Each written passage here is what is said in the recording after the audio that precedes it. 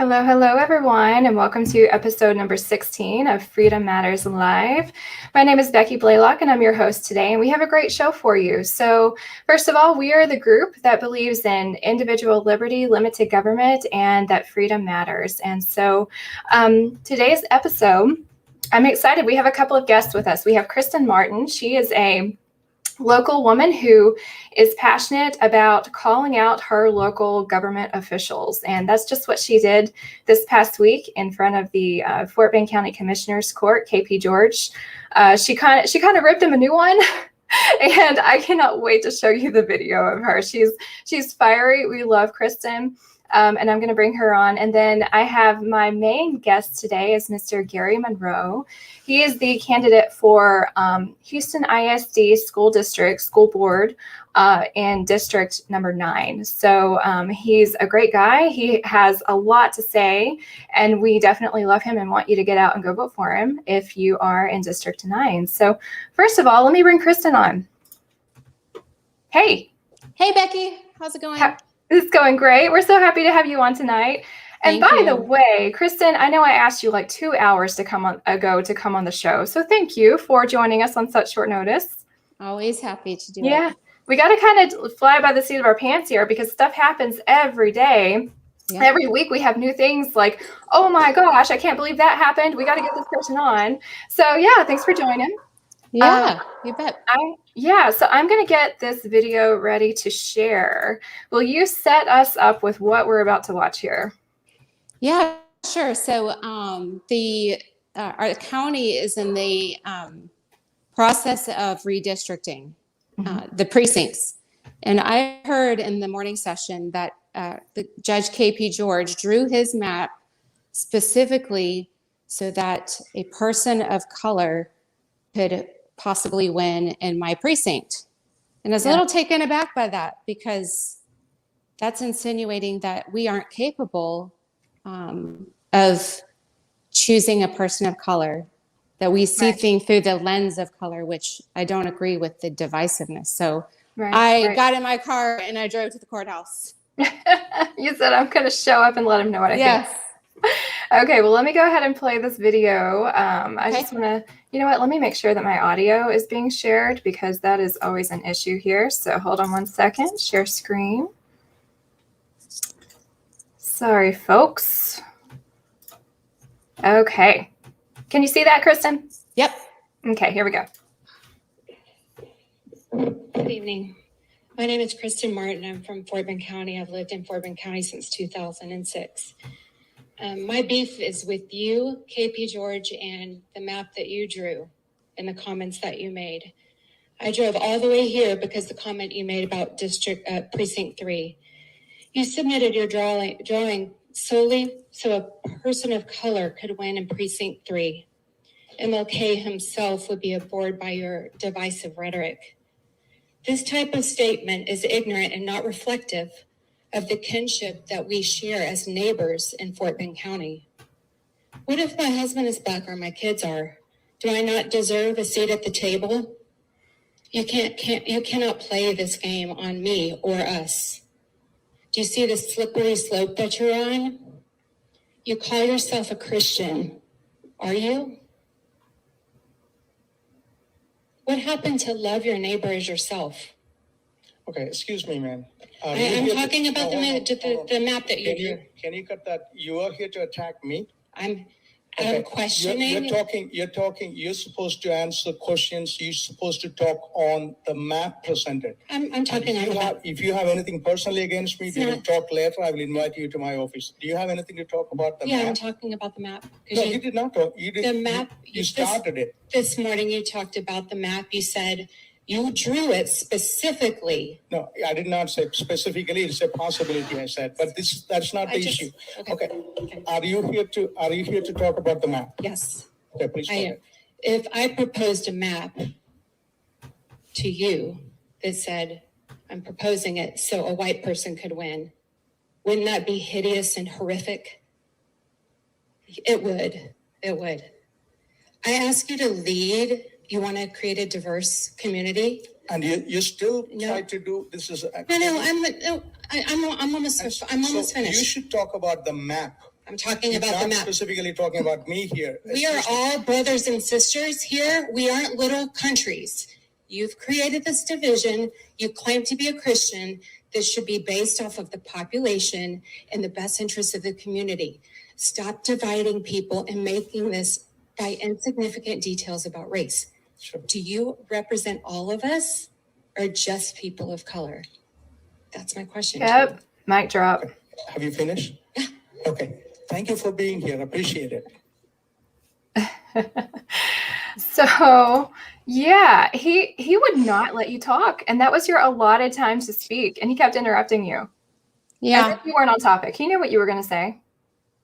Well, I had a lot more to say, and being interrupted, I think he thought he was just going to kick me out. There were more police officers there than there were citizens, Oh wow. so they made sure to make it a very intimidating atmosphere. It was pretty much outnumbered, and based on what the Justice Department has slotted for school boards, I didn't want to take my chances and push too far. I didn't think it was a personal attack, though. I thought I was just asking him a question. Right. And when I watched this, I thought, oh, wow, that's a big accusation. And so I messaged you. I said, hey, do you have the evidence that he actually said that? And so you sent it to me, and I want to play that video right now, just in case anyone is saying Kristin's a liar. He never said that. So let me pull this up. You're not going to like this map, I understand. And but let me tell you this. He is a liar. You mentioned about all these metrics. It's favoring you. When it is negative, it's favoring the other side. Understand that. So, and also, I will quote the Texas. I just went through the calculation where mine is fair. I get it. Thank you. And it all depends who you ask, right? So, also, I tell you this. I quote the Texas House Redistricting Committee Chair, Todd Hunter. He said, this is redistricting. Some people like it. Some people don't like it. That's the nature of the business. And so, being said that... Yeah, and while we're waiting for the record, I think they all were political in their map drawing. Yeah, really. I do. I think, we should be disgusted by all of their... Yeah. If they're based on politics and not on the best interests of the people, they all got to go. Oh, here it is. Okay. Get elected from precinct 3, one thing. And also... Opportunity for a person of color to be elected. The way county is growing. And another thing is this map balances all 4 precincts. If you look at it, it's with a 0% deviation. 0% deviation. I don't know any map showing that. Yeah. So, and if you want to go watch it for yourself, I assume you can just type in that link that's up at the top. I should add the link into the show notes too. So I'll try to remember to do that for you guys, but go look it up. You can go listen to him say that this is the opportunity for a person of color to be elected in this district. So apparently he doesn't want the best candidate for the job. He just wants someone of color, no matter who that is. We all celebrate diversity, and we're proud of our community and the diversity, but he doesn't, he's very obvious that he leads from a divisive nature. Yeah. And he does not, their contract awardation is only for people of color. Right. They look like through everything through the lens of race and color. And although he wants to increase diversity, it's completely opposite of what he's doing. Is he wants his people segregated. He wants his people's religion honored.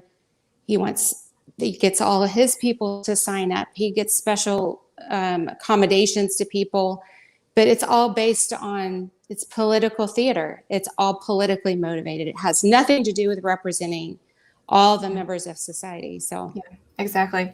I like how you said, we're not all little nations divided out here. We're all people who live in Fort Bend County. And do you represent all of us or not? Yeah. Several speakers are from the Asian Pacific Indian community, and they were saying, if you ever want a Republican to represent us, they have to come to our mosque, to our temple, to our grocery store, celebrate Bollywood. And I'm thinking, this is an awfully bold demand. This is America, and this is Texas, and we had a county with the kinship and the neighborly feel. And when we start to feel like a foreigner in our own county, that's when I'm going to push back on them, because this has drastically changed in the last few years. Right. Yeah. Yeah, I agree with you. Well, thanks for representing all of our voices at the meeting. Yeah. I'm so glad you did that. It sounds like you put aside what you had going on that day just to drive down there. Well, I was hot about it. And I'm curious to see what Gerry has to say, because looking at it from another race's perspective, I want to see if he found it respectful. I was careful to make sure, and that is my heart, and our heart is that we are all a community and we benefit. There's a geometric effect from honoring each other's strengths, and we come with strengths and we come with weaknesses, but together, if we're going to be integrated, we should focus on what cohesion and commonality, and not what makes us different. I mean, that's only going to tear people apart. Yeah. If you want to come to the United States, come. We want people of all races, all colors, all creeds, and bring your culture with you, because that's what makes us rich and diverse. And, it makes this country better. But also, you need to understand, you live here now. You need to learn American values. You need to honor that at the very least. Right. Yeah. At the first session, they opened with a Hindu prayer, and I'm like, what is going on? I mean, they say the pledge in one nation under God, and then they're making sure that they shove it down our throat that this is going to be a different looking county, and it's going to have different beliefs, and you should fall in line with what we want, or we're not going to vote for you. Yeah. This was the Fort Bend County Commissioner's Court. Yeah. That was the same meeting. They opened with a Hindu prayer. Wow. Did they do just a regular Christian prayer before that? No. Okay. So they didn't represent all angles of No. that. Were there a lot of Hindus there? Well, there were a lot of, Indian, Pakistani. I don't know exactly where they were all from, but a lot of, people from Asia. Yeah. Okay. So, Interesting. Well, yeah, I do want to bring Gerry on, and maybe we can ask him a little bit about that. I think he keeps getting bumped in and out of the this podcast, the studio here. So let me just make sure that everything's working for him. Okay. Hey, Gerry, can you hear us and see us? I can hear you. How you doing? Okay, doing great. Yeah, thank you for joining us this evening. I don't know how much you heard of what Kristin was saying, but we're talking about KP George and Fort Bend County, and how it seems like he wants to represent the minorities, and he wants to make sure that a person of color gets elected, and that's the redistricting process that he's going through. What's your take on that? And the fact that Kristin also mentioned that he only hires minority contractors.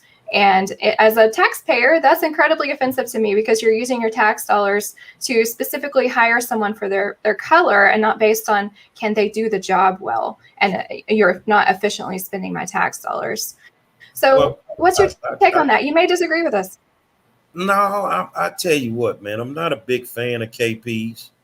There are a lot of things that he did that I felt he could have done better.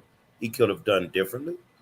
And whenever you decide to make a decision that only impacts certain ethnicities, that opens the door for people to say that you're making racist decisions.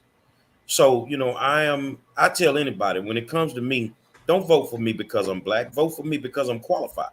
Right. And the same thing with KP George. Don't make decisions just because you think that you're going to win if you have the minority vote. You make those decisions based on what's best for that county. And I think a lot of decisions that he's made has not been in the best interest of everybody in the county. Yeah, totally agree.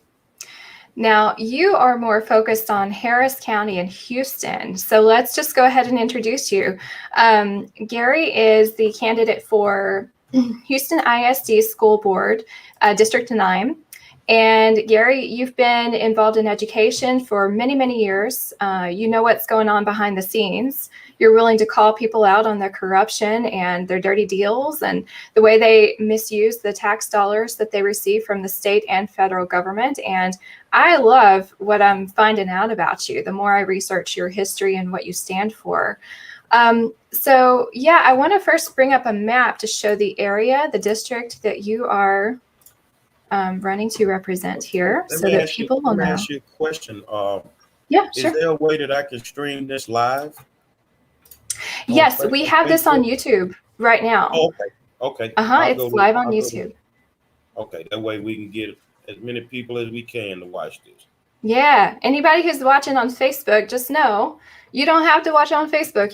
Not that YouTube is much better when it comes to these tech giants, but we also do have a Rumble channel, and we don't do it live on there, but we post it the day after. So those are the ways that you can watch. So I got it pulled up here. District 9 is right here in the middle. This is you see the north there. We got 610, and to the south of it we have Beltway 8. 288 is to the east. I'm not sure which one this is on the other side. Do you know what that other road is there, Gerry? No, that district is drawn so crazy that it needs to be, all those districts need to be redrawn, because they only drew them for voting purposes. They didn't draw them to help the kids or put the schools in the right districts. That was for voting purposes. So, I mean, it's kind of crazy when you look at it. If you really understand from point A to point Z, it makes no sense. Right. Paint by number, kabuki theater, so they get the voters that they want. Exactly. But it's not going to matter because Gerry Monroe is going to win. Yeah, you're looking like you're doing pretty well, Gerry. So let's talk about, so is Myrna Guidry the incumbent you're going up against? Myrna is, I wouldn't call her an incumbent. She's somebody that was appointed to take Wanda Adams's place. Wanda was the trustee, and she won a precinct 7 judge election, and she had to give up her seat. And Myrna was appointed, and which I find strange, because I think I'm the most qualified candidate that this school board election has seen in the last 10 years, and I didn't even get a interview to be appointed. That's Really? how bad they didn't want me in the building. So she knew someone, most likely. Oh yeah, she definitely knew somebody. I mean, it's obvious right now. If you look at her push card, you got State Rep Alma Allen making comments on her push card that they have to pass out at the polls. And she's telling people to vote for Myrna. So I'm trying to figure out, am I running against Alma Allen or am I running against Myrna Guidry? Now, who is Alma again? Sorry. Alma Allen is a state representative for our area. Okay. And basically what they normally do is they stick their nose in school board races. Now, Alma has she has a reason for doing that. Her daughter is board president, Patricia Allen. Now, when you think of how you can monopolize a board to do what you want to do, all you got to do is sew up 2 to 3 votes. So if she can get Guidry in, which she's backing her 100%, almost all of the Black elected officials are backing Guidry 100%. Then if she gets her in, then she has 2 voices on the board. Yep. So, I mean, it's all she's bought and paid propaganda for before she's even in office. Yeah. Exactly. She's bought and paid for. And she's not the only one. I mean, you have several board members that are bought and paid for. And everybody's worrying about, oh, well, Gerry Monroe accepted money from the Republicans. Well, hold on a second. I told y'all I was done with the Democratic Party. I think it was in March. I was done with y'all. So, we'll gladly have you. We welcome you. And I'm happy to come over and join some good people that accept me for me. Don't have a problem with the way that I talk or carry myself, and I carry myself in a dignified manner. But at the end of the day, our skin is our sin over here in our neighborhood. So everybody is up against me. So I'm going against the whole regime. But I tell you what, I'm like Stone Cold Steve Austin. We're going to kick your ass on election day. I love it. So, Gerry, I did want to talk about that. So a little bit about your political history. You are a Democrat, and you've apparently made the switch. What happened this past year? You said in March you sort of changed parties. Well, it had been bubbling for me. I mean, for me, it's easy. I walked out of my house one day, and I looked at my community. I rode around and I looked at my community. And I've seen the same things for the last 30 years. So it's not white folks that have my community with a high crime rate, with no grocery stores, food deserts and failing schools. It's our representation in our community. And at that point, just listening to folks the way that we talk and how we act like we're so dumb and we can't see what these people are doing to us, it was time for a change. And there was a conversation that was had, and I'm not going to out him, with a prominent African-American politician who found out that I was going to run and asked me, did I talk to Sheila Jackson Lee? And I'm like, what? I don't need permission to run. I don't need permission from anybody to run. So whether is that or whatever, it was time for a change. I believe that I want my schools to perform and do what they normally do, like they do on the west side of town. I don't want to have to wake up and put my kid on a bus at 5:30 in the morning to go get a quality education when we can get one right in my neighborhood if they do what they're supposed to do. Yeah. So, with that, and then the telling point for me is I went to the Trump rally in Tulsa, and I got to hang out. I went to the Trump rally by myself. And I got to hang out with some good black, white, Asian, whatever type of people who had the same distinction that I now have. That I didn't leave the Democratic Party. The Democratic Party left me a long time ago. So it was at that point I put my Make America Great Again cap on, and the hell with the Democratic Party, and I'm gone. I love that. The swamp is deep. It's deep on both sides. And the way I tell people, I mean, sort of like if you're switching parties, it's like filing bankruptcy. You'll wake up the next morning, it'll be okay. Yeah. It'll be okay. Switch parties. And now I'm around like-minded, Christian-minded people who believe in the Constitution. The Constitution helped me with HISD when they were trying to ban me for life from coming into board meetings or going on school campuses. It was the Constitution that helped me. So now I'm around people that believe in some of the same things that I believe in. But let's get it straight. Even though I'm a conservative, I may have some different opinions on some things that some conservatives have a different opinion on. But most of the things we have the same opinion on. Transgender sports, I'm not with it. Girls play girl sports, boys play boy sports. I believe that in the voter integrity laws, I was one of only maybe 3 or 4 African Americans that spoke on that publicly in the Texas House when that bill was up for, to become a bill. I spoke publicly. I brought voter fraud into the room, and not one Democrat questioned me on it. So, where I'm at now, I'm comfortable where I'm at. Will you ever go back to the party? Hell no. I'm done. I've been a Democrat for 53 years, and my neighborhood still look the same. I'm done. Yeah, you've woken up. And yeah, I mean, that's a good point. Just because you call yourself a conservative now doesn't mean we're going to agree on every issue. And that's okay. There's room for conversation. There's room for disagreement. I disagree with some of the very, very conservative Republicans in my party. I'm more of a libertarian. And, that's fine. I, to be honest with you, after this past year, I'm kind of done with Republicans too, especially the ones who are entrenched in Austin, like Abbott. I'm all Ron Paul, Rand Paul the way, and to hell with all the rest of them. But yeah, we love that you're here. We love that you're here. Are you seeing this? What the goal is for me, win, lose, or draw in this election, is to start a movement. I think it'll be in January. I'm gonna start my own PAC. And I actually want African Americans to consider leaving the Democratic Party and coming over to the Republican Party. So, I mean, African Americans for Republican Values, that's the PAC name. And that's what it's going to be. I mean, it's just time for us as African Americans to wake up and understand that it's not the white people holding us back. It's not the Republicans that are the devil that's doing things to our community. It's the people that represent us. And right now, a bunch of them are hot. They're mad, and I don't care. And I'm gonna keep preaching my sermon. And every day I get somebody to convert. That's awesome. Are you seeing this mass exodus just snowballing at this point? I mean, I guess maybe it started a couple of years ago. What's your view on that? Do you have friends and family who are also taking this new perspective? Oh yeah. I mean, it's not because of what they saw me do. It's because of what they've been watching the Democratic Party do. The Democratic Party is in shambles right now. They are in shambles.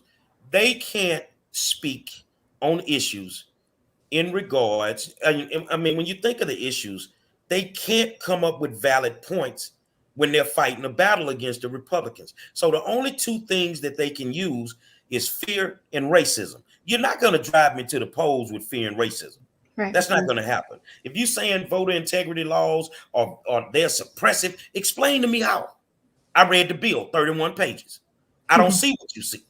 Yeah. You see what I'm saying? So a lot of people, yeah, they're coming over. And I think it's going to be a slow process. But I think by the time we get to 24, it is what it is. I think we're going to see a big shift in politics in 2022 anyway, because Biden has made them look like a fool. Oh, Which yeah. I told them that in the beginning when they were, you need to vote for Joe Biden. No, I don't. And Kamala. I did not vote for Joe Biden or Kamala Harris. And right now, and here's the deal, so that people can understand where a lot of African Americans are. Whenever there's an issue that they want to push for white America, Asian America, like the Asian hate bill, you pull that off in 30 days. 30 days. And I'm being honest. I don't see Asians being attacked, not in my community, but you were able to pull that off in 30 days. But anytime there's an African-American issue, we come up with the people of color. So when you do that, you ain't going to individualize us. You're going to lump us in with a bunch of other people. You see what I'm saying? Right. So they're not seeing the movement. They're not seeing him honor his campaign promises. And right now, African-American USA is frustrated with Joe Biden. Yeah, agreed. Kristin, you have any comments on that? I think I keep talking over you. I agree 100%. Yeah. They see the failures. They thought they were sold a dream and they got a busted up old car. And the man is decomposing before our very eyes. I mean, I don't even know how they hide it. It's just pathetic. He hasn't been to the border. Kamala hasn't been to the border. I mean, now they want to give these people $450,000. I don't know if you heard that, Gary, that Trump sent back. He wants to give each individual $450,000. I said, maybe I need my glasses on. That's like a major slap in the face to African Americans. And I need people to understand that more than anybody else, that we've suffered as a people for a long time, 400 and something years, maybe 452. We've been through pure hell. No other race has been through what African Americans have been through. And you can give them 450,000, an illegal immigrant. But let us say the word that they say is just the Antichrist word, reparations. They're not willing to give us nothing. Nothing. And the lies for reparation, the lies for killing student loans is all coming back to haunt Biden right now. The only reason my student loans got thrown out the building because I was labeled disabled. So they wiped out all my student loans. But that's not what you said when you first came through the door. You lied the first day you came through when you said you were going to give X amount of money in the stimulus. You were going to give them a stimulus payment. And then once you got in, it became something else. Joe is a pathological liar. He's been there from day one. He's a Dixiecrat, and he will never change. So, the way I tell people is, oh, well, Trump was racist. Okay, I don't think that. But, if you feel Trump was racist, okay, let's compare the two, Joe and Trump. Trump was man enough to tell you in your face if he didn't give a damn about you. Yeah. Joe Biden, on the other hand, will shake your hand, kiss your baby, and stab you in the back as soon as you turn around. Mm-hmm. Oh, yeah, he's a politician. What he done to the African American community, he stabbed him in the back. Yeah, and they're in the business of buying votes, right? They know they have the black votes sewn up, at least for the time being, until more of them wake up like you. But they got to get those Hispanics, right, over the border. And so that's where they're going to throw the money at. It's all about getting the votes. It's all about control, power, taking over for them. People have to understand, too, why they're allowing the Hispanics to come over the border the way that they're doing. And if you're Hispanic, I mean, you win it. I can't get mad at you. You win it. Yeah. But we know that the African American community does not vote the way that it should. The Caucasian community, those numbers are slowly dwindling. So they have to replace those votes. Yeah. And the best way to do it is just let everybody come over, let them vote, and the hell with them. Yep. Get them over here, tell them vote Democrat, and you're good to go. Gary, are you concerned about the voter fraud? I know that you mentioned Isabel Longoria sent out a bunch of unsolicited absentee ballots. Do you know what happened to those? 450,000 or something? No, she sent them out. 452,000. Matter of fact, she sent them out. It's a magic number today. And at the moment, I'm involved in a court case in the Texas State Court of Appeals behind that, because we'll find out on election day if that impacts my race. Because if it doesn't impact my race, I beat the hell out of Gidry on election night. That's the way we feel.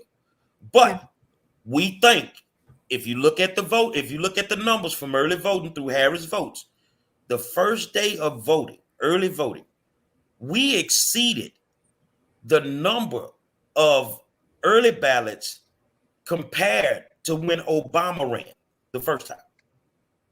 It's not possible. So the thing is, you know, I think that it will impact the race. They don't know how to stop cheating. You know, they remind me of old dope men in my community.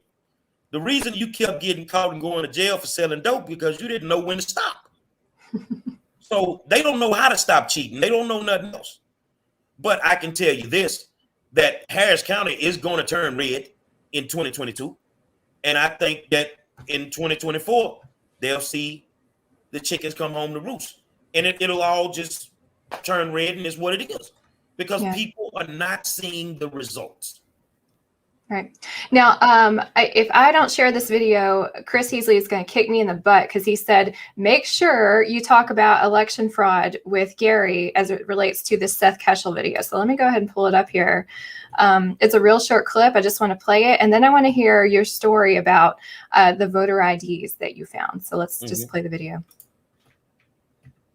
Not just numbers. So you said the lady I mentioned earlier, Bianca Garcia. You want to talk about Harris County? Third world election. It is a third world election. You have people pulling up in these drive-through voter lanes with 15 IDs and getting 15 ballots. Okay, filling these in and passing them back out. Okay, and that's not just Harris. I mean, it's Hidalgo County was horrible. Okay, Cameron County has issues like that. Now, so voter IDs, they pull up and they got 15 IDs and they vote 15 times. Tell us about your experience with that. Oh, it was drive-through vote. It was at the Northeast Multipurpose Center. That's over there on Tidwell and Wayside, I think that is. Over there, Tidwell and whatever. But anyway, I got a call during the presidential election that there was something funny going on over there with IDs. The 2020 November election. 2020 November election. So I go over there, and by the time I get over there, I got the full synopsis of it. They have IDs on a table inside of the voting facility. And when somebody drives up, you know, drive-through voting and they didn't have an ID, they would go inside and get them an ID. The guy that was the poll watcher actually took pictures of the ID sitting on the table, about 30, 35 of them. Easy. Wow. 30, 35 of them. Now, if you know, when we go in to vote, we present our IDs, they give them back. So how could you even accumulate 30 to 35 IDs? Okay, I go over to the facility. I ask for the presiding judge. And somebody like, what you want with her? It ain't your business. Just tell her to come out here. So she came out. I say, ma'am, what is going on over here with this cheating? What are you talking about? Ma'am, we know the IDs are on the table. By that time, they had ran the guy who found the IDs, the poll watcher. They had the police to remove him before I got there. They had, and he's the poll watcher. He's appointed to police things like this. Well, you know the crazy thing? He was an off-duty police officer from Arcola, Texas. So there was no way he was going to tell his lie and jeopardize his career. Yeah. So he took the pictures. He's the one that took the pictures. He actually did an affidavit later. When we were trying to get stuff into the DA, he did an actual affidavit. But anyway, when I asked the presiding judge about those IDs, she immediately called the Harris County Sheriff's Department. Oh, gosh. You had at least six constables or sheriffs or whatever they're called that showed up and wanted me off the premises. What was the accusation? Voter intimidation? Something like that? No. For me, she just didn't want me there. She just didn't want me there. So I went across the street with my bullhorn, because I'm an activist. I keep my bullhorn on me at all times. And I just started just letting folks know. But I mean, the thing is they've done that. They've done far more than that. You also have an instance where I watched some voter harvesters professional voter harvesters. I knew them. Take $22,000. Supposedly, they thought they were going to play with some early ballots. Mhm. I've actually spoken to a voter harvester, trying to see, just doing my investigative thing, and was promised that if I used her, that she could do 300 to 400 ballots a day and never leave a house. Wow. Now, what do you mean by voter harvester? What are they doing exactly to get these Those are the votes? people that go out to the senior homes, or they just flat out just take ballots and they fill them out themselves, or they go to the seniors and they fill out who they want them to vote for and just have the senior to sign their name at the bottom. Right. So, I mean, these people have been wiped off the map in Southeast Houston. We don't see them anymore because we exposed them. So the thing is, and it was so bad during that election that when we exposed them during the election, a lot of politicians were using this consulting firm that they were working for, and they had to fire them in the middle of early voting because it had become exposed. So that made them look bad. Point, they didn't have poll workers, nothing. So yeah, it's real. Yeah. And that's why my people, the black politicians on our side of town, they're upset with me because I'm talking about it. I'm exposing it. But I'm like, dude, you're basically playing kingmaker. You're deciding who goes into office to represent us. And that's not the way democracy works. It's cheating. It's flat out cheating. I mean, may the best man win, right? It needs to be an even playing field. Every vote needs to count. And if your candidate is not good enough for the people to vote them in, then you need to be okay with that. But I know that's an antiquated notion that most Houston politicians would laugh at. So let's talk a little bit about, you're calling it the digital divide, right? So these poor sides of town, these schools, these minority schools that I'm assuming are in District 9, we're talking about how they get lots of funding from the state, and then they also got a lot of funding from the federal government during COVID, right? For supposedly online learning. And for some reason, they couldn't provide the laptops, the tablets, the things like that the kids needed.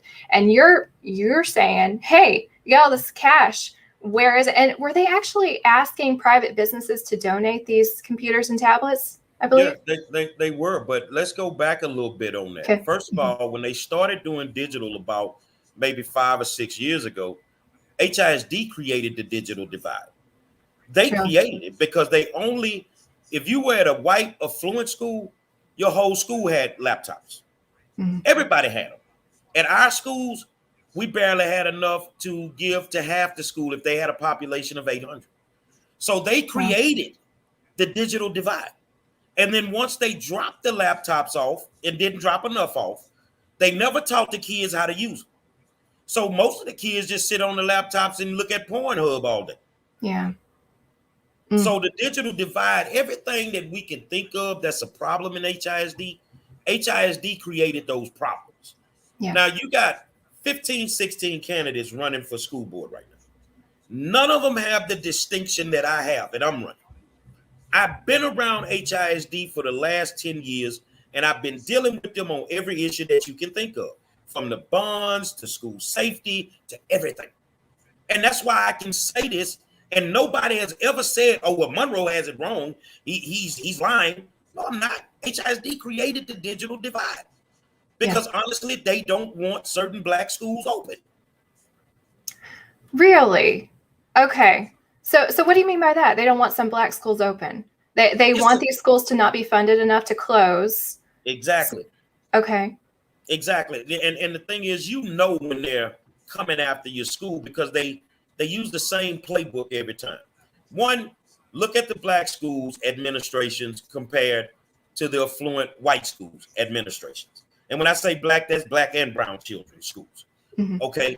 The average black and brown children's school administration flips every 2 to 3 years. So the first thing they do when they want to take over a school is they keep the administration shaky.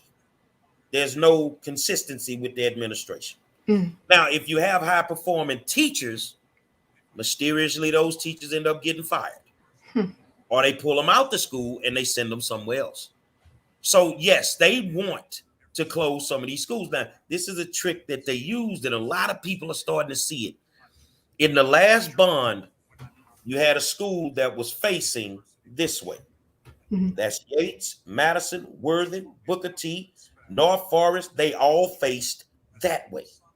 When they decided to rebuild them, they made them face that way. And the reason that they did that is if a school has been in the same spot for at least 65 years, they can now apply for a historical marker. And therefore, they would never be able to touch the school. But they purposely turned all of us. So if they come after us, we can't claim this is a historical site. So people are now starting to see that. Okay. Why would you didn't make Lamar face a different way. You didn't make Chavez face a different way. You didn't make Bel Air face a different way. Right. But you made all the black schools turn a different way. So they're taking away the longevity of these schools, so they lose historical status and they have to close. Now, what's the end goal there? Why would you want to close schools? I mean, that makes your other schools that you have be overpopulated, right? Too many kids, not enough teachers, probably not enough classrooms. Sorry if that's a dumb question, but no. The thing is people have to get outside of the box when they think about it. Yeah. You would rather have a bunch of schools that are labeled high performing than to have 30, 40, 50 schools that are just not performing. So the best thing to do is kill those schools and then bust the kids into the other schools. Yeah. And they may take a bump on their STAR testing scores by bringing some of these kids in, but it's not enough to make them look bad. So they want to get rid of those schools. And then what they do when they get rid of them, they rent the building out to charter schools and they make their money that way. HISD is not in the kid business. They're in the real estate business. Yep. Okay. Thank you for putting the dots together for me. That makes total sense. I mean, rather than fix these schools up and make them perform better, they just want to shut them down and use the property. Yeah. Come on, let's have a real conversation. You may be a white lady. You may have kids in the school system, whatever. But how can we keep saying we want equity when all we have to do is give all the schools the same thing? It's that easy. Yeah. Now, we're not asking for anything more than what you actually took from us. Yeah. We had everything that made us perform. You took those things away from us. Right. The school board. Exactly. Removed so now it, if you take all of that out the school, the average parent whose child has a strong GPA is going to say they can't academically challenge my kid over here. So I want to use the magnet program in school choice, and I'm going to send them somewhere else. Yep.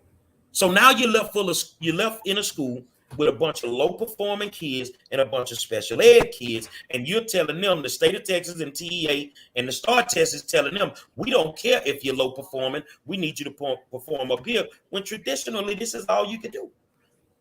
So when you took out the high performing kids, you moved the goalposts. Yep. I mean, it's the same conversation with the votes, right? We want just equal opportunity and even playing field, right? And let these kids in District 9 have the same resources that the kids on the West Side do, and they will naturally perform, right? If they've got the tools that they need to do that. Yeah. And so let's talk about corruption. I mean, is that something you've been monitoring with District 9 for a long time? Are they taking this money and using it for, little bumps, little bonuses? I'll give you an example of what I found in District 9 a couple of years ago before the pandemic. The principal at Lawson Middle School, Casey Bailey, I get notification that the kids are selling food at lunchtime in the hallways with a cart. Well, first of all, if you have a lunchroom and you're selling food in the lunchroom, you're violating board policy by doing that. But these kids not only sold food at lunchtime, they sold it during class periods and they sold it after school. All of this is a violation of board policy. Now, the big question was to me, okay, if they're selling this food, where's the money? No money was turned into the office. So what I did is I went to the school one morning. I wanted to have a meeting with the principal and the SSO. But they didn't know that I had them on Facebook Live the whole time. That's pretty good. That was what they were doing. They could not account for the money, which totaled up to about $90,000 What? in a school year. If you go back on my page, you'd have to research on my Facebook page, but the video is still there, and I bust them.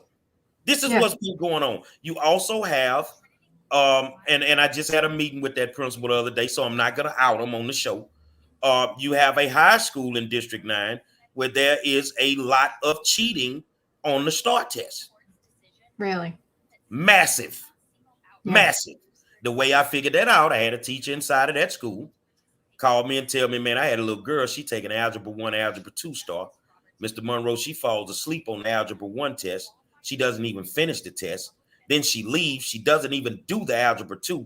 But then when you look at her STAR test scores, she exceeded expectations. She's doing great. Exactly. So what are these teachers? You can also look at the special ed scores from that particular school. Mm-hmm. It's no way those special ed kids scored that high on the STAR test. Okay. So who's filling out the STAR test for them? The teachers? You got teachers, administrators, the principal kind of keep their hands clean, but they have a team that's what they do. The and office from the administrators. School they came from, this whole administrative team came with this particular person to that high school from an elementary school where they were doing the same thing. Yeah.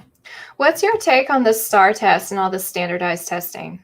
I think the STAR test is nothing but $100 million a year money grab. Yeah. That's what I think it is. I think we need some type of testing to figure out where our kids are, but it's not the STAR anymore. Yeah. And I've challenged the board members. I'll do it if y'all do it. Why don't all the board members take the 8th grade STAR? I guarantee you they couldn't pass it. It's confused. It doesn't serve a purpose. And I went back to college 2 years ago. They didn't ask me for a STAR test score. They asked me for an SAT and an ACT score. So I just think the STAR test creates too much anxiety for our children. And if you can opt out of it, opt out of it. And that's the end of that. Yeah, whatever happened to just, grade the kids' papers and tests throughout the year, give them a letter grade at the end of the year. Did they pass the class or not? And I mean, if you don't take the STAR test and you opt out, what they do then is they put you in front of a grade placement committee and they do exactly what you just said. Yeah. They look at your grades. They look at your grades. What a and novel they determine idea. if you go to the next grade. Yeah. Well, I've been out of school for close to 20 years now, but I remember back when I was in high school, we would do these practice sessions, right? Where they give you a question that's going to be on the test, or at least a very similar question to that. They give you the answer, and you have to, in the little study hall, we go over the same questions over and over again. So you're memorizing, right? You're not learning. You're not expanding your mind and curiously asking questions about a topic. You're not growing. You're just memorizing. And then, of course, I couldn't tell you today the answers to any of those questions. It left my brain as soon as I took the test. I think people have to really look at this school system. Now, 90% of these school systems and school boards, especially school boards, are members of the National School Board Association. Mm-hmm. So they run the same playbook all around the country. And then people don't understand why it looks like all of us have the same problems. Yeah. Because they're doing the same things. They run the same playbook. Yep. Yeah. Has anybody ever thought or just asked the question, how did all the black and brown kids in America get dumb at the same time?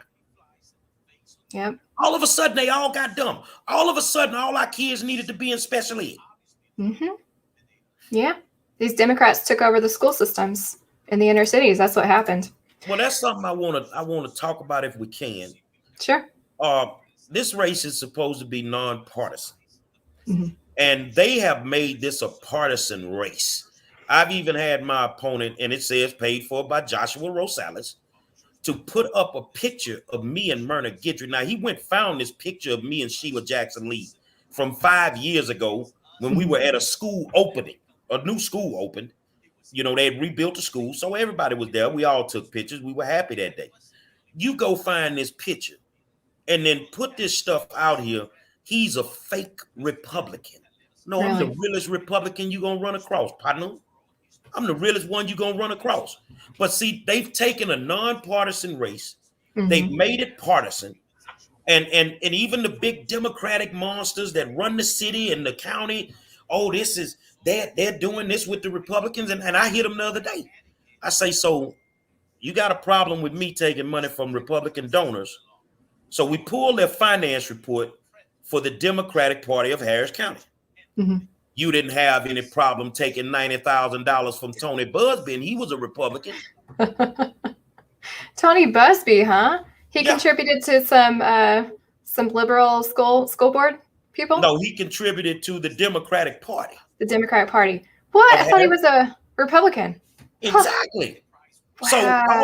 all of this stuff So about he's playing both sides is what he's doing. he may be playing both sides, but what I wanted to show, the Democrats in this county have a problem with the likes of Gerry Monroe and people like me who have accepted donations from Republican donors.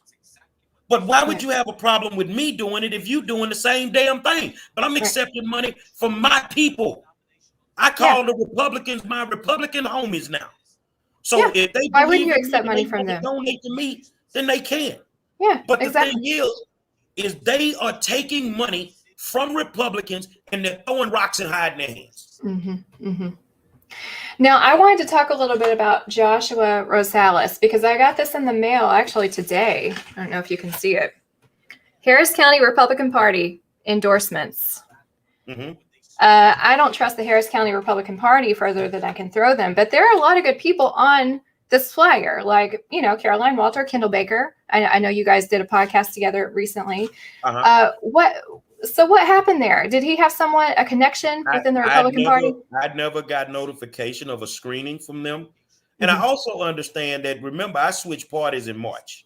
Yeah. So, You're new. they may have looked at my prior voting record, where he voted this way. And in the last presidential election, I voted green.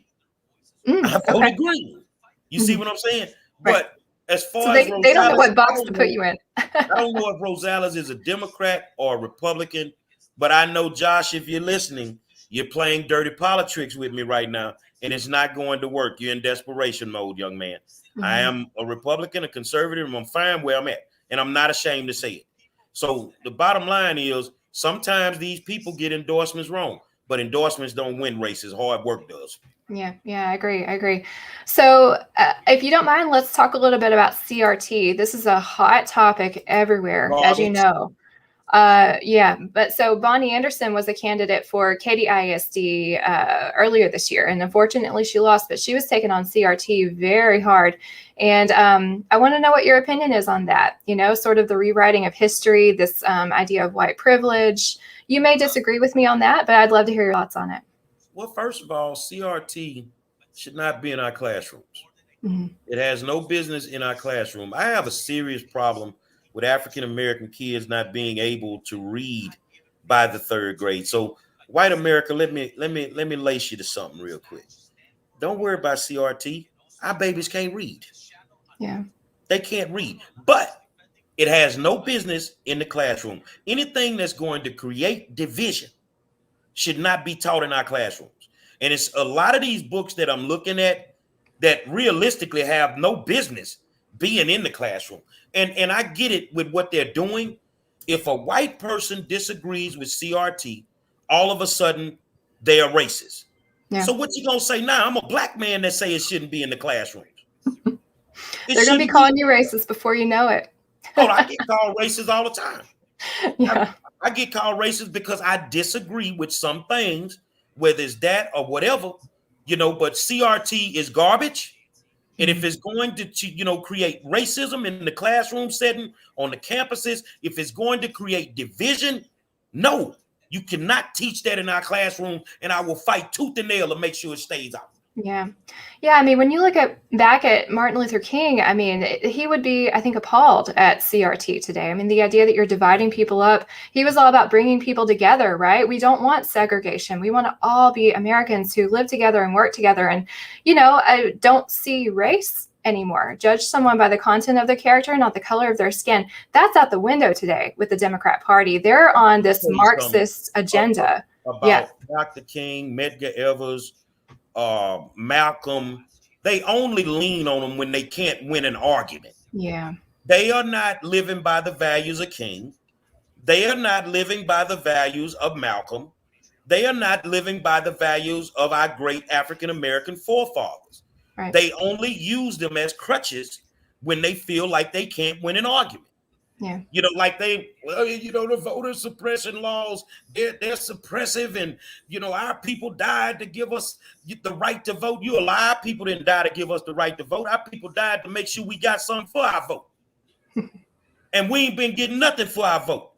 So therefore, no, Dr. King I think he would be appalled at what they're doing and the way that they're doing it. And at the end of the day, they don't live by King values at all. I'm just saying it, and I mean what I say, because we can really dive into this thing, and because I'm gonna tell them, well, John Lewis, man, don't talk to me about John Lewis. Tell me what John Lewis did for black people in the last 60 years. Yeah. Tell me what Elijah Cummings did for black people in the last 60 years. When Trump made the comment about Baltimore and called it a slum, Black America blew up, and I was like, why are you blowing up? You ever been to Baltimore?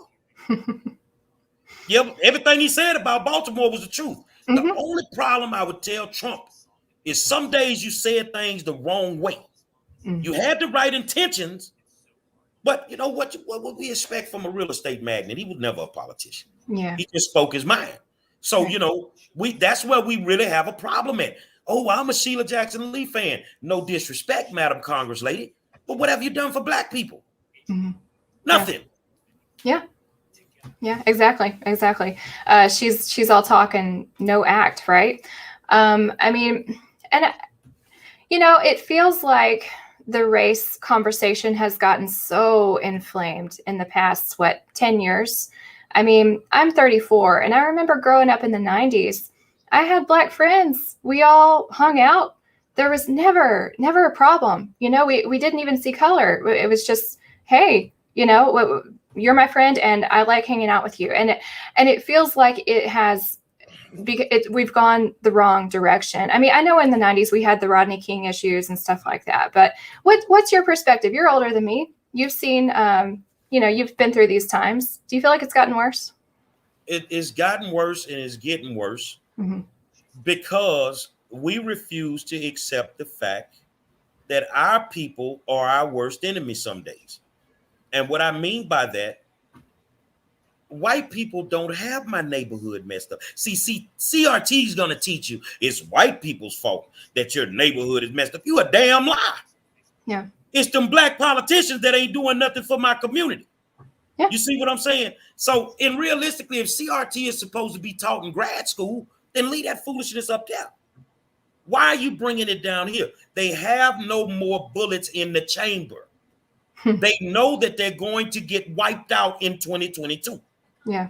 So they need something to lean on to get the black voters to believe that everybody's against them. Yeah. No. I mean, I can't find a job. Well, did you finish school? Or did you stop going to school? Well, I stopped going. Why did you stop? I used to like to smoke weed. I couldn't pass the drug test. That's not the white man's fault. Yeah. It's your fault. That's your fault. So the thing is it's the only color that matters to the Democrats at this point. And I'm being honest, it ain't black or white, it's green. Everything is money driven. It's all money driven. We got the same issues. Money and power. Every democratically controlled city in the country. Yeah. The same exact issues. So how can all white folk in every city ain't up against the gun just trying to mess over black people all the time. Yeah. Yeah. I mean, it's not to deny that there's racism, it's out there. But I think the problem lies with, these politicians who they'll take the black vote and then they take the money and they misuse it. They enrich themselves. They hire their friends, their contractors. And then these poor schools don't get the money they need, throughout the community. It's a problem that we've seen for decades. And, I think the good thing about all of the inflamed issues surrounding race, I think that people are waking up to it, right? We got Candace Owens. We got all these black leaders who say, hey, this is BS, and I'm calling you out on it. And I'm not going to vote Democrat. I'm not going to vote blue just because you tell me I have to because of the color of my skin. And I love that. It's like an awakening within our country. And I think it's happening slowly, but who's to say where it'll be in 5 years, I just think that everybody should be bold. Yeah. And what I mean by that, I don't think a white person should be ashamed or scared to say what needs to be said. Yeah. You know, I'm saying it, and all black people ain't good people. All white people ain't good people. Right. You Right. see what I'm saying? We got some Mhm. bad apples on both sides of the balls. But Exactly. like when it comes to education, I try to teach my Latino brothers that y'all are really behind the 8 ball. That, you know, everybody refers to the African American community with education. They think of Thurgood Marshall, you know, and what he did. But before Thurgood did that, he studied a brief, which was Mendez versus Ecuador County. That's how he even got to his brief. So before they got to the Supreme Court for African Americans, the Mexicans had already been there because they were discriminating against them. Oh, wow. You know, and that's what Thurgood did. He studied that brief, you know, Mendez versus Ecuador County. Okay. And Now, what did that that's have how to he do ended with? up filing his brief. But the thing was, my Latino brothers, did you understand how they felt about you? You quick to just jump on somebody's side and think it's all good. According to what I understand, and I've researched it thoroughly, they said you were pigs and you should live in pig sties. So now you think about it. You think about what they're doing to them. The black community, we already don't get a quality education. The Latinos, you definitely ain't getting what we getting, because a lot of you guys can't even speak English.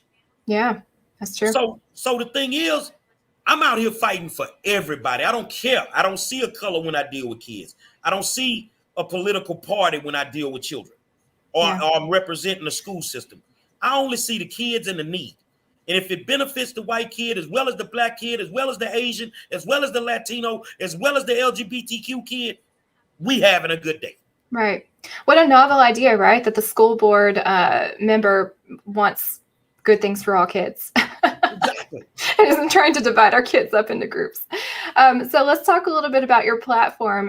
It looks like you want to increase teacher pay. Can you talk a little bit about that? Are the teachers not getting the pay that they're due? Oh, man, come on. Yeah. The average teacher has to work a second or a third job. HISD starts a first-year teacher off at about $54,000, which is like 12 or 13th in surrounding counties as far as school districts. Now, that's astounding to me because we're the richest school district in the state of Texas. Oh, really? We're the richest school district in the state of Texas. Wow. So this property tax dollars are very high. Yeah, that makes sense. So the thing is, I believe that a first-year teacher, and this will affect teachers of tenure, I believe a first-year teacher should have a salary of no less than $70,000. Can we accomplish that? Yes, we can. We just need somebody in there that's going to be truthful when it's time to do the budget, or shift some money around. All it is just shifting money around. And then make sure that we pay these people a decent wage. Because when you do $54,000 and you break it down with the 16, 17 hours they work a day, they're making about $8.35 an hour. And that's no money for a teacher. So, you know, I believe that we can pay them more. I know we can pay them more. HISD has 45 of the top law firms in the city on retainers. Why? Yeah. Why are you spending money on that? They settle lawsuits every day. I settled one with them. My lawsuit cost them 6 figures easily for trying to silence me, and we use the Constitution to beat them. So it's a lot of ways that we could save money to pay teachers. But in order to have the best and the brightest in the classrooms teaching our children, you are going to have to pay them. Example, there's an assistant principal, and she's no longer with the district. I didn't know until the other day. She was at Cullen Middle School that was, you know, doing horribly. She helped get them out of hour. They sent her over to Gregory Lincoln, who was failing. She got Gregory Lincoln up to par. But they would never make her a principal. All she wanted was an elementary school. This woman was so bright, it was unreal. The other day I saw her post something where she's building a new house. So I'm thinking she's building it in Missouri City where she lives. And I called her and she said, no, I'm in Odessa. Oh, wow. She left. She left. She has a school, she's a principal, and she's making more money. This is why we can't keep top flight educators. They don't want to pay them. Right.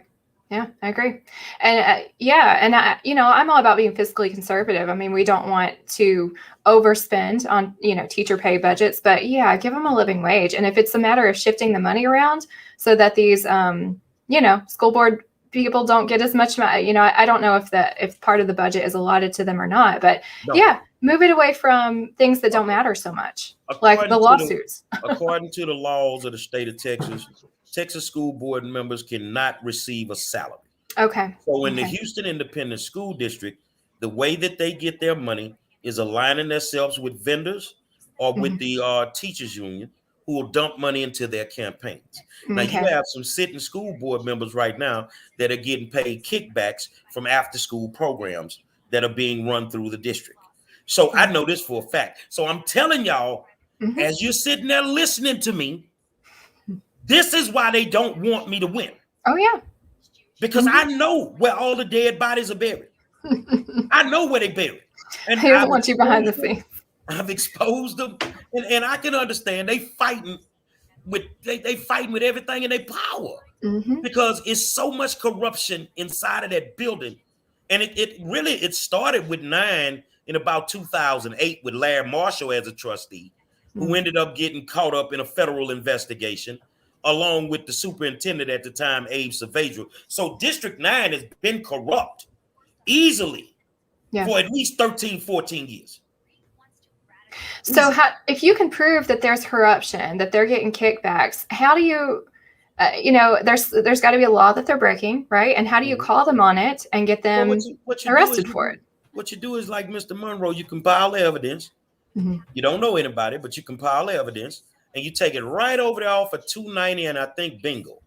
There's a big turquoise building. It's called the Federal Bureau of Investigations. Drop it off over there to them. And then like on a Wednesday in February, 2 years ago, the feds show up and surround the building. Oh, wow. So you got some people called out. You looking at the man that just got sick of it. And man, I'm finna turn over everything I got. I figured out 2 years ago, they stole $2 million from special ed. Really? Who could not account for the $2 million. So, I mean, it's so much in the last bond through consultants and attorneys, they were able to steal, and I'm not taking the word back. They were able to steal $300 million. That's crazy. Oh, that's painful. That's painful to hear. Yeah. Meanwhile, the rest of us are working a 9-to-5 job, just trying to make ends meet, and they're just stealing whatever they want from special ed, of all things. But yet now, because you've neglected special ed, the money's not right. Now you have a conservator from TEA in the building that's over special ed. But yet these people that are running these sitting trustees, and if you want to talk about that, we can. These sitting trustees who are out here running for re-election, they keep telling you about the good work that they've done. What good work? Yeah. What good work? You had a young man lose his life at Bel Air High School in a shooting on the Bel Air High School campus. What safety measures have these people put in place to make sure that our children get home at night? Yeah. And I know that's the second point in your platform. I wanted to talk about that too, improving school safety. I love how in a recent podcast you said, rather than focusing on the mask issue, which is a non-issue, we need to deal with violence on campuses. Can you talk a little bit about some ideas that you would have for that? Right now, the violence on the school campuses is at an all-time high. On an average every day on the school campuses, you may have, if I just break it all down, especially high school, you got 3 to 4 fights every single day. And these are not average fights. These are gang fights. These are just a bunch of people just wilding out. Give you an example. A couple of weeks ago at Bel Air High School, they swept it under the rug. None of us have heard about it. I just got it. There was a massive brawl at Bel Air High School. Same school where a kid got shot and died. But this the kicker that really just shocked me. Everybody went to alternative school. Everybody that went to alternative school from the fight were all black. Nobody else. You see what I'm saying? But school safety wise, there are too many fights on the campuses. There are too many guns on the African American campuses. And they know it. They know it. I've reported this so many times that it's unreal. And I reported to Grenita Latham when she was here. I told her that you're going to have a school shooting. I say, I'm telling you, it's not going to be on a black campus. It's going to be on a white one. 2 months later, that young man lost his life on that Bel Air campus. Oh, wow. So why do you say on a white one, on a white campus instead of a black? The black campuses is like this. If you dumb enough to pull out a gun on a black campus, you finna start a full-fledged gunfight because it's about 20 to 25 guns on the campus. They're all carrying. Yeah. Exactly. They're not stupid enough to do it. But on a white campus, you don't see that type of mentality and that type of activity. So it's easier for that to happen on a campus like a Bel Air or a Lamar because it is what it is. But I mean, all they did was bring some police officers over there for a few days and then they went back to normal. Yeah. But I mean, I know parents like, I don't want metal detectors. Okay, so what is the solution? Because we cannot keep playing the law of average and think that your child is going to come home. Because one day it just may be your baby that doesn't make it home. Yeah, yeah. I can imagine if you're a teacher on one of those campuses where you know those kids are carrying, I mean, you got to fear for your life every day you go to work. Well, you want me to put you in Moorfield? If y'all listening, you got 5 board members right now that basically want to defund the police on the school campuses. They want to do away with school police officers. And I'm like, ain't no way in hell you gonna do this on our side of town and leave those administrators and those teachers and those children unprotected like that. Right. Is that part of the overall defund the police argument? They want them off the campuses because they feel like they're intimidating the kids. Board member Judith Cruz is championing this. And see, here's my problem with Judith. When the last time you've been to a black school, Judith? When the last time you visited one? You ain't never been. Ann Sung, when the last time you've been to a black school? Holly Villaseca, when the last time you've been to a black school? Danny Hernandez, when the last time you've been to a black school? Sue Dygard, when the last time you've been to a black school? Yep. You can't keep telling us what we need if you never come over to visit to see the condition that we're in. Yeah, they're making policies that are going to hurt these black kids. And they probably know, but they definitely haven't seen a campus in a while to see how it's actually going to affect them. Elizabeth Santos, and I'm going to call it out if I can, if you don't get mad at me, is the biggest racist that I've ever seen to sit on a school board. Really? She is a racist. She does not like black people. And you look at the way she votes, you look at the way she handles parents in meetings, the whole 9 yards. She's disrespected everybody except the Latino community. And she was part of a regime of people that were on the board when she first came. Deanna Davila, Sergio Lira was a part of that, where they were trying to get rid of black and white administrators in their respective districts. Golly. This is why Dr. Bertie Simmons, one of the best educators in the country, who transferred Fur High School from a dropout factory to a decent high school that was overran by gangs. They should do a movie about Bertie. But they found a reason to get rid of her because Davila wanted her out because she was white. Yeah. Richard Carranza, the superintendent that left, he didn't just leave because he wanted the job in New York. He left because they were too racist in the boardroom. They were too racist in closed session. So this leads me to where I am right now. God needs to be represented in that boardroom in some capacity. These devils need to be expunged from the Houston Independent School District. Yeah. I don't care if they Republican, Democrat, what they represent is harming our children's education, is harming them from a safety standpoint, and it's time for them to go. Yes, they are racist as all outdoors, and now that they're running, they're ducking certain forums. They don't want to debate the opponents because they know what's going to come up. So they're just that whoever giving them the money, like the teachers union, don't go to that forum, don't do that one. Yeah, because if you show up against me, I'm gonna bless you because I know what you did and I know what you're doing. And what they plan on doing is, if they can win and get back in, they're going to pass another bond so they can steal money. And then the kicker, they're going to start closing black schools. Yeah. Keep all the money for themselves, rent out the schools to charter schools, and they're set. Now, your viewers need to clearly understand that when the educational component is messed up in your city, your crime rate is going to keep increasing. Mm-hmm. Think about who commits most of the crimes: school-age kids. Yeah. So if you close a black school, a lot of them kids are not getting on a magnet school bus. Mm-mm. They're going to just They're drop dropping out out. and they're going to the streets. Yeah. So Yeah. white America, I need your help. You're going to have to stand behind this black man, and you're going to have to trust me that I'm going to do what's best for every single kid. And if I get in that room, they won't even try to run the schemes with me in there. You'll be our watchdog. No in doubt the back about it. rooms. Yeah. Well, I love it. I mean, just having this conversation makes me feel icky. It gives me the creepy crawlies, right? I hate corruption. I know that it's there in Houston, Harris County, even Fort Bend County. We're dealing with it out here. It makes me sick to my stomach. And there's no way I could go. I couldn't handle it like you. I could not go into the lion's den and deal with that day in and day out. But I love that you've been doing it. I love that you're calling them out on it. You're so aware of what's going on with these people who are already in office, who are mishandling the money, who are doing things that are bad for kids.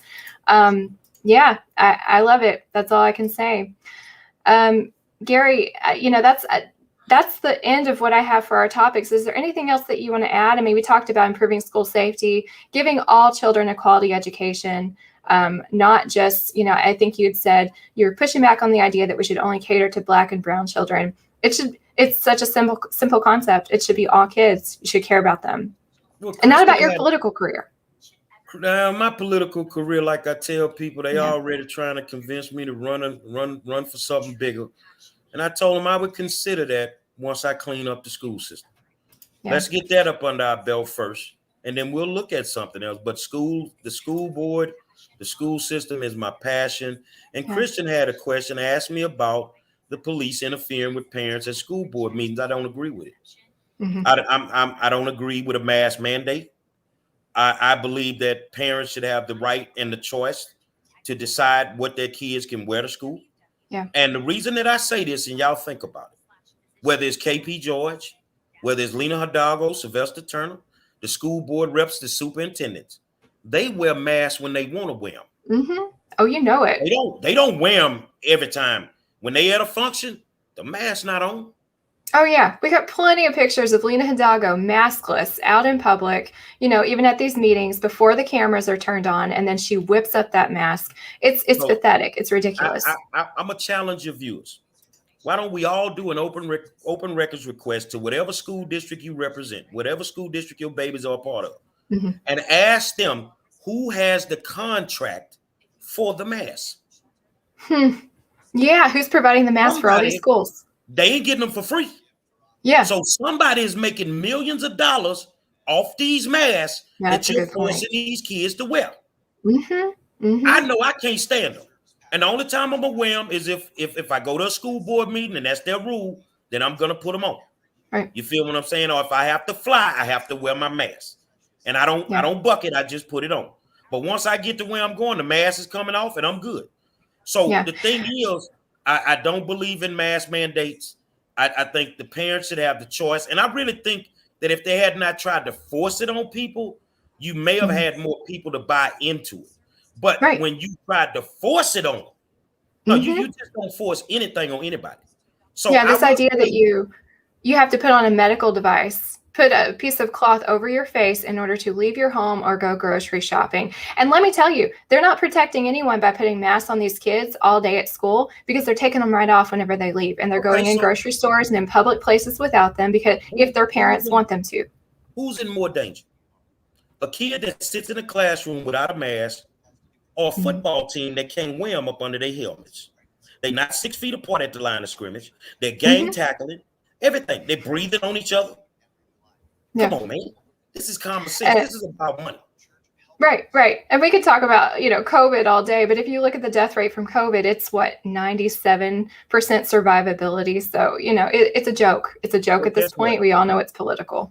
God is my vaccine. Yeah. If you're a Christian, Mine too. If you believe in God, then you honestly know that you were born to die. Yep. You were born to die. And when your number's called, when God says your time is up, there's not a vaccine in the world that's going to stop what God is going to do. I And that's agree. all it And boils down. definitely not this vaccine. We know it's failing I'm not everywhere. you, man. I mean, we can talk about. I don't even call it not being vaccinated. I'm not letting you shoot that sugar water in my arm. I'm not doing it. Nope. It's nothing you can tell me. Oh, so you're an anti-vaxxer and you running for school board? Call me what you want, but you got some criminals up there that's vaccinated. Mm-hmm. Mm-hmm. So Yeah, man, I love what I do. And like I say, man, it's, just because I sit on the school board does not mean that you don't need to think that I'm in 9 and I'm not going to show up in District 7 or District 5 or District 1. I'm going to be all over the place because I'll have a key card and I can go visit these schools when I get ready. Oh, that's awesome. I don't have to say nothing to the administration. I'm just walking my schools to make sure my babies are being treated right and that they getting what they need. And Mr. Superintendent clearly needs to understand one thing, that the only thing I expect you to do is the best job that you can do. But if you're not doing the best job that you can do, and I'm a board member, we need to talk about buying out your contract. Yep, I agree. Now, I wanted to end on that note, but I did have a question here on our Facebook from Stephen. Oh, Stephen, you are asking a political question. Okay, can you see that there? What is your viewpoint on comprehensive age-appropriate sex education in public schools, tying teachers' evaluations to high-stakes standardized testing, and teaching creationism alongside Darwin, evolution, and science classes? Ooh, that's a mouthful. That's a mouthful. I saw Stephen's question, so I don't want to get it wrong. But I'm going to say this here. We need to go to the basic fundamentals of teaching and learning. Our kids are falling to the wayside. As far as, sex education in school, I'm not a big supporter of it. I believe the kids should abstain from sex until they're of a age 18, 19.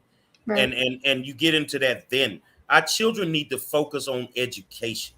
And anything that can sidetrack that, I'm not for it. As far as tying high stakes testing to teacher evals, I don't agree with that. I don't, because I've seen teachers get bad evaluations just because the principal didn't like them. You see what I'm saying? And then they end up losing their job because the principal just didn't like them. So all of a sudden they're ineffective teacher. But in all actuality, the kids love them. They get the kids to perform, but just because the principal didn't like them, the eval says something else. So no, I don't agree with that. So I just think sex education, man, let's leave all this stuff at the house and let's just get back to learning math, English, science, and let's start right there. We got to start agree. over. Yeah, we got to start over, man, and take the racism out of the classroom. Yeah, I agree. Leave that other stuff to the parents. That's the person who should be teaching that. And let's just get our kids on a good reading level. Let's make sure they can do math, that they understand science, that they can write a paper. I mean, that's a lost art in and of itself these days with text messaging. But you know what I will say? That I am very, very proud of white America, because to get some balls moving for us, it took y'all to step up for us to get some balls moving for us. And it's only right, the ones of us that are going to stand up and fight, that when somebody, if they call Becky Blaylock racist, Gerry Monroe ready to fight. I'm ready to fight. So we got to stand up for each other. And that's what's going to create the unity that King talked about. Yeah. That's he wanted little black kids and little white kids to, you feel what I'm saying? We can't get to that point if we're constantly battling each other because if we can't somebody said that that's what we should do. Right. Yeah, I'm going to call out bad behavior, whether it's in the Black community or the white community. And we should have the freedom to be able to do that and be heard. It shouldn't be, I can't criticize this because of the color of my skin. No, we should have that open dialogue. We should be able to talk. I agree with you. Yeah. There are a lot of misconceptions that people get caught up in, like shootings in Black communities, Black on Black crime. And I only ask one question. Okay, well, they have those AK-47s. How did they get here? How did the dope get here? Since we have a dope problem, how did that get here? Yeah. How do you hide 300 tons of dope on a barge and it just makes it to America? A lot of stuff has been done on purpose, but it's good to see people waking up on both sides of the balls, and we can see what these people are doing. And some of us are just tired of it, and we want better. That's all it boils down to. So for those in my community, you so lot, call it what you want. Yeah. But I'm not going to keep doing what you're doing right now. Right. I'm not going to keep walking out my house and watching innocent ladies get shot at the gas station. If something's not working, you change it. You change up what you're doing if what you've been doing isn't working. And I mean, that takes bravery. It takes courage to change and move on and change your perspective from what you might have believed before. And I applaud you for it. You know, you're going out on a limb by being as bold as you are with these topics. So thank you. And I'm that dude, man, that has no fear of telling the truth. Yeah. The truth is what it is. And I'll leave your viewers with this. When it comes to me, the way that I'm built, the way that I live it on a daily basis, I would rather take some messed up truth than a BS lie every day of the week. Me too. Just tell me the truth. Let me know where I stand. Right. And that's why, honestly, I never had a problem with Trump. No matter how he felt, no matter what the subject matter was, he told you how he felt. If you didn't like it, you just did not like it. Yeah. If we had more people, totally different. Joe actually keeps his cross and his gallon of gas in the closet in the Oval Office. He's a mess. He's a mess. He's full of it, man. And they getting exactly what they should get because they wanted to believe that we had to get rid of Trump. You know, I get it with the way some of y'all people felt. But at the same time, look at what you got instead. Exactly. I love that. If more people were dedicated to the pursuit of truth, whether it lines up with their belief system or not, then we would have a better world. Well, I know for a fact that when they try to blame slavery on the white man, I was always that kid that asked the tough questions, even in high school, in the history class. How can you blame that on them? So you're telling me that these white folk just showed up on this boat and just jumped off this boat on the shore of Africa and just went out there and started kidnapping Africans? Hold on a second. Something tells me that the Africans were actually involved in the slave trade. Yeah. That they were selling their own people. So if you're going to talk history, then tell the truth. Tell the truth. And if we go to the white side, well, Christopher Columbus, man, y'all know that man was lost in the middle of the ocean. He was looking for India. Exactly. That man was lost, man. He didn't discover, you don't discover something where people are already at. Yeah. You see what I'm saying? So I just think that we just need to start telling the truth. And if it hurts people, then it just hurts them. I agree. Well, you are one of a kind, Gerry. I have enjoyed this conversation so much. So Election Day is coming up. Tomorrow is the last day for early voting. Is that right? Yes. Okay. Is there a website, or maybe you just want to direct people to your Facebook page to find out more about you? Yeah, just go to my Facebook page. It's Gerry, Gerry, middle name Wayne, Wayne, last name Monroe, Monroe, and you will see tons of stuff. I'm an old man. I try to do my own website. It came out pretty good, but Gerry Monroe for HISD Trustee. Okay. Don't put the 9 on it. Gerry Monroe for HISDtrustee.com, matter of fact. .com. Okay. But, you know, if you want to donate to my campaign, I need help. We're doing pretty good. We definitely need some help for Election Day monetarily. And the one thing that everybody can count on me, I'm not trying to make money for me. Every dollar that comes in, I'm going to spend it on my campaign. I want to end the election season with a zero balance and be able to show people that whatever you sent me went on my campaign. So it's obvious I've been spending money on the campaign because they like, man, you got 4x10 signs all over the city. Yeah, we put some work in, man. Gotta get your name out there. Yeah. I think that we'll do pretty good on Election Day. And hopefully, because I don't take either one of my opponents lightly, I think the voters need to make sure that they make the right decisions. Because if you don't, you're going to regret it. And it ain't going to take 6 months for you to regret it. Yep. Agree. Okay, so if you want to contribute to Gerry's campaign, we've got Zelle. Use the number that's scrolling across the screen right now, 832-933-3447. PayPal, Mr. EBWD@gmail.com. No period after Mr. Cash App, we got $ Gerry Monroe for HISD. So, okay. Well, thank you so much, Gerry. It's been a great conversation. We're going to have to talk again soon. Anytime. Let me know. Okay. Bye. Okay, guys, I just wanted to say one more thing. We do have some events coming up this weekend that I wanted to let you know about. We have the March for Unity and Truth rally on October. Actually, let me tell you first, we have this one coming up on Friday.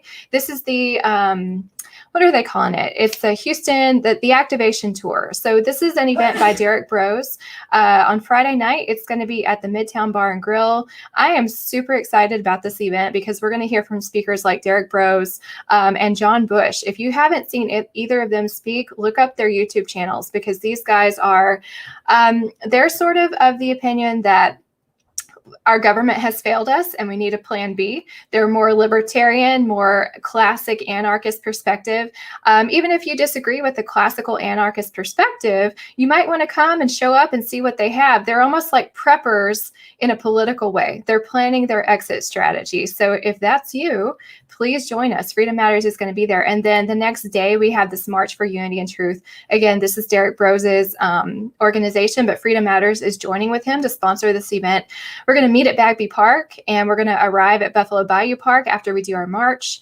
There are going to be some speeches there and it starts at 2 p.m. So everyone come out October 30th as well. So thanks, everyone. It's been a great conversation today, and I really appreciate you tuning in, and we'll see you next week. Bye.